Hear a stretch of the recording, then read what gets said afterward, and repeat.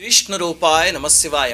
కర్ణాటకలో శివభక్తుడు ఒక ఆయన ఉండేవాడు. ఆయన ఒక్కరోజు కూడా వదలకుండా శివపూజ చేసేవాడు. ఒకసారి ఆయనకి తప్పనిసరిగా వెళ్లాల్సిన పని ఒకటి వచ్చింది. ఆయన భార్య కలిసి వెళ్తూ ఆ కూతుర్ని పిలిచారు. చిన్న పాప అనమాట. పిలిచి, అమ్మా, ప్రతిరోజు పాలు తీసుకువెళ్ళి పరమేశ్వరుడికి నివేదన చెయ్యి, శివయ్యని పస్తులుంచకు అని చెప్తే, సరే నాన్నగారు చేస్తాను అంది ఆ అమ్మాయి. ఆ అమ్మాయి అనుకుంది వాళ్ళ నాన్నగారు రోజు తీసుకెళ్లి నివేదన చేస్తే శివుడు పాలు తాగుతాడేమో అని. అలాంటి అమాయకమైన భక్తి ఆ అమ్మాయిది. చక్కగా పాలు కాచి శివాలయానికి వెళ్ళింది. నమస్కరించి, స్వామి ఇదిగో పాలు తాగు, ఈ రోజు మా నాన్నగారు లేరు, అందుకని నేను తెచ్చాను. శివుడు తాగలే. స్వామి తాగు, చెప్తున్నాను కదా, మా నాన్నగారు ఊళ్ళో లేరు, అందుకని నేను తెచ్చాను అంటే తాగలే.